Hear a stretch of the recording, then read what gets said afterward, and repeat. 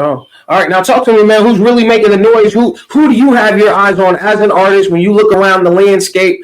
I wouldn't necessarily call them rivals, but who are in your peer group? Who's really doing it? Who do you think is making noise? I mean, I've got a short list of my own, but I want to hear from somebody who does it.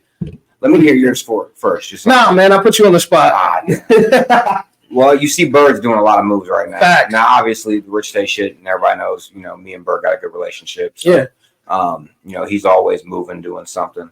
There's a lot of people I like. And the cool thing about Springfield is there's subgenres. And when you say Bird, that's Junior Presari. For everybody for everybody that's not in the know, Junior Presari is, in my opinion, probably the most commercially viable artist from here. I stand on that. The last decade I've said that. But I fucks with TJ Heavy. So who else though? I see Ronnie's coming back, so that's what's up with Ronnie. Ronnie Hunt.